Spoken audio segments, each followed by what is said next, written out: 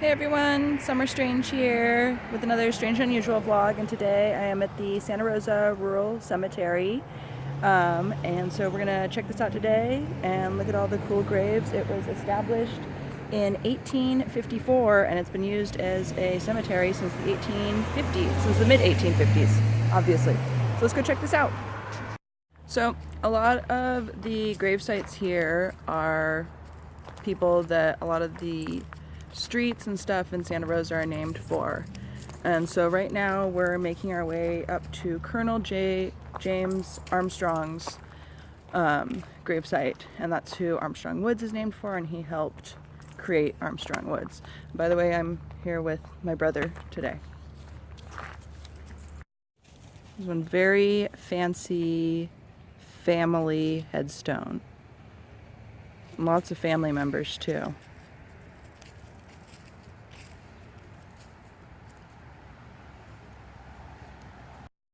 Okay, so this is Colonel James Armstrong's marker, his headstone, and he was the highest-ranking Civil War veteran in the, or he is the highest-ranking Civil War veteran in the cemetery. He served in the 134th Ohio Infantry, and he became active in the Sonoma County lumber industry in 1874, and in 1880 started the process of donating 490 acres of old-growth redwoods as the first parcel toward the 805-acre Armstrong Woods State Preserve. I'm gonna go down here and get a closer shot.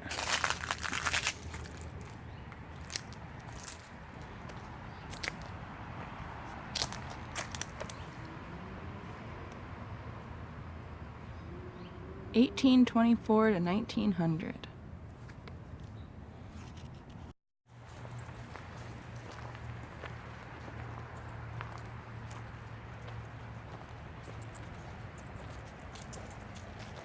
Ooh, someone knocked that one over.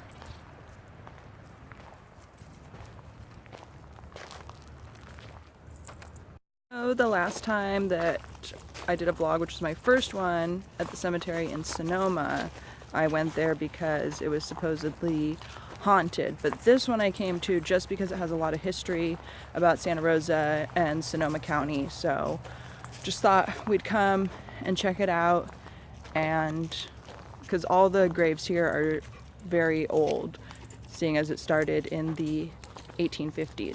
Using the self-guided tour brochure to figure out who and where everyone is and see the interesting graves. But I've just come across the Carrillos, which we are related to. So let me turn the camera around so you can all see.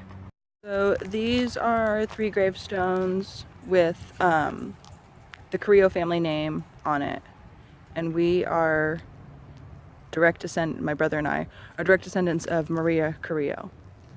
So I don't know for sure. Let's see, marker 18.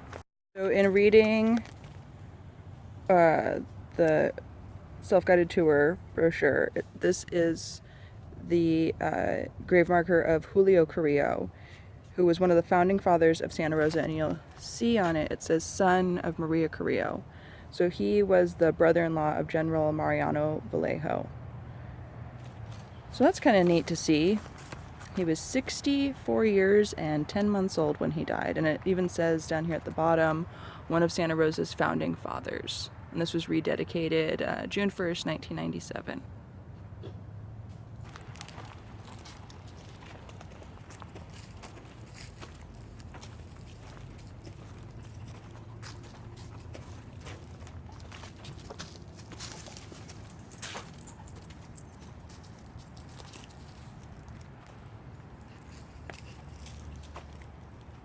Just coming up to marker number 22, which is for Manville Doyle, and he started Exchange Bank here in Sonoma County, but Doyle Park and the Doyle Scholarship are also named for his family. So I just thought it was a really interesting and important spot to stop for those interested in Sonoma County history.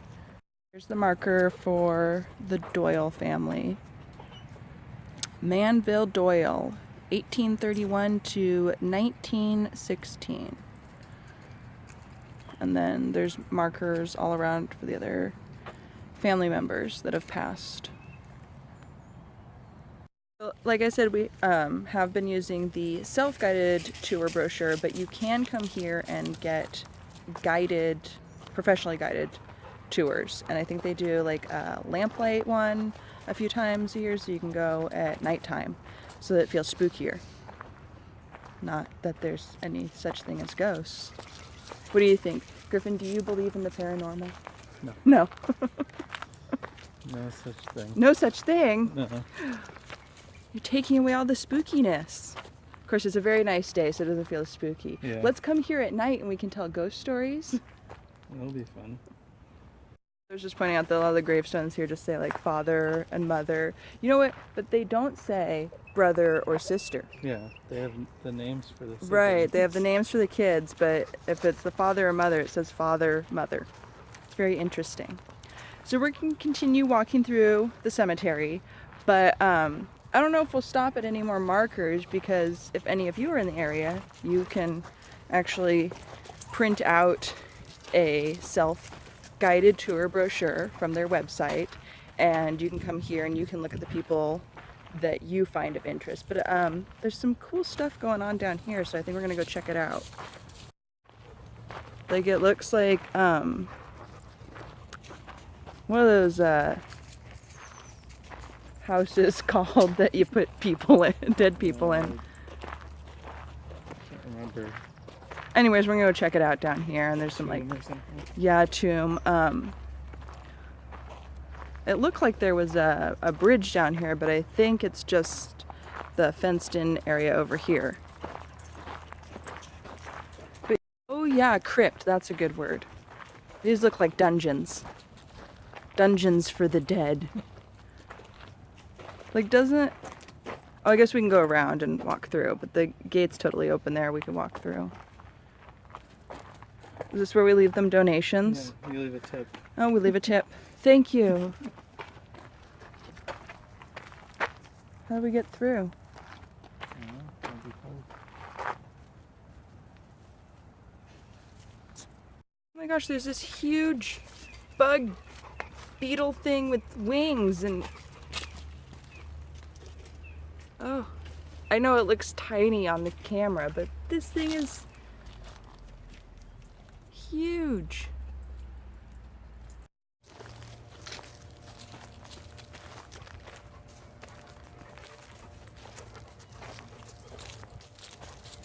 Well, this one's all smashed too. These ones are really old. Died 1884.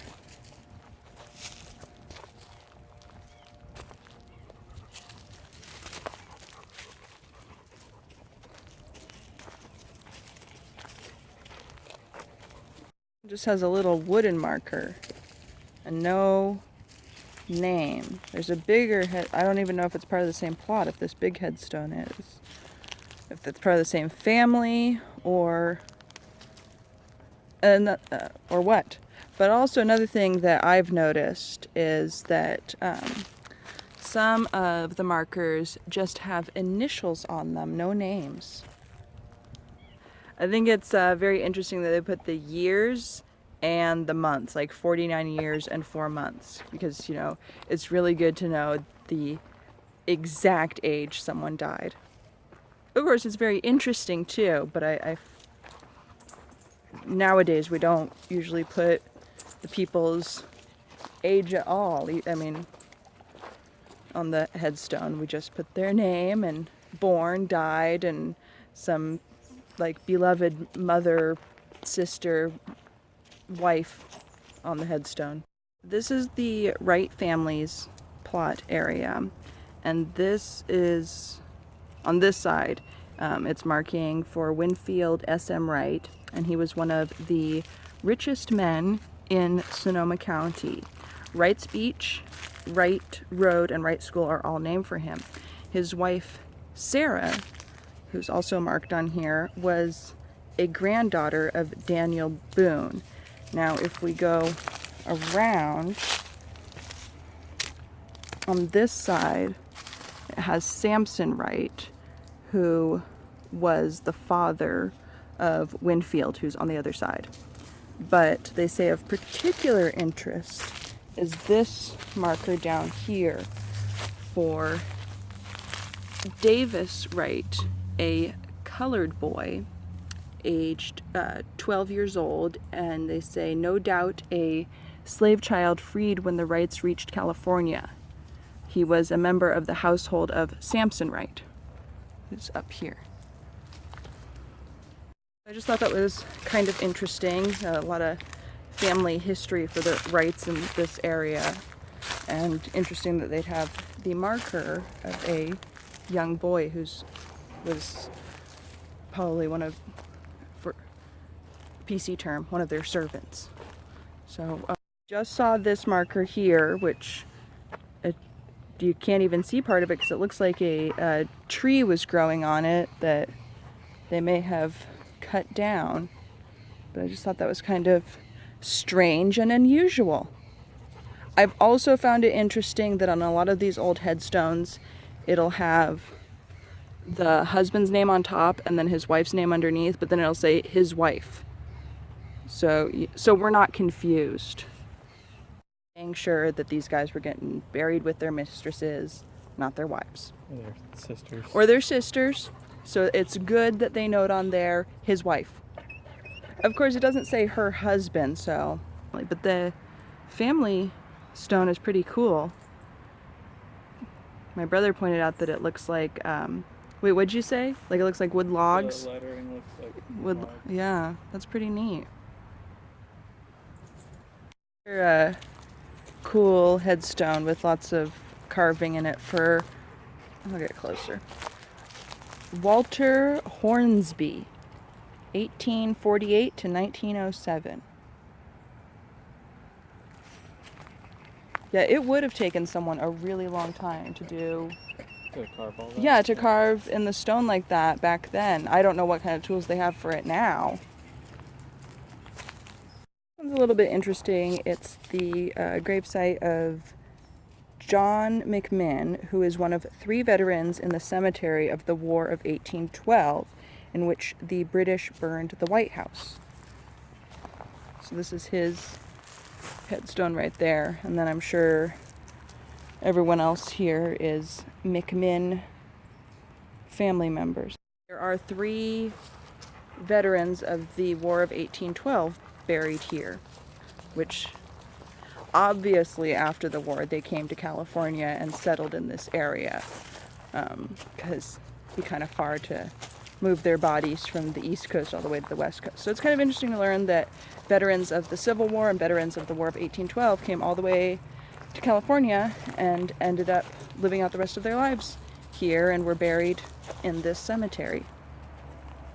So this grave marker looks pretty new, but these ones look very old and beat up. So this one could be here to replace these ones, but who knows? Apparently we've found our mother. That's what it says.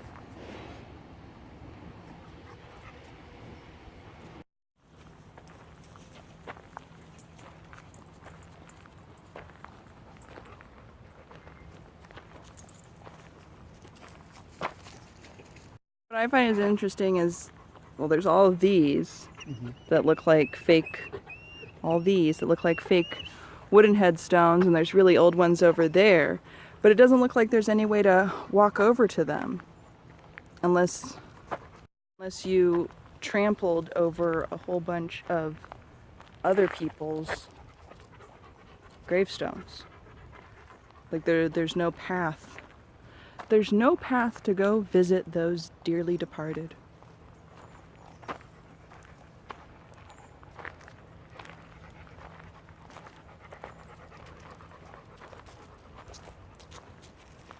So that's it for today. I'm Summer Strange. This has been another Strange and Unusual vlog. Remember to subscribe down below, and you can follow me on Twitter and Instagram, and both the links are down there as well. So, bye! Stay strange, stay unusual.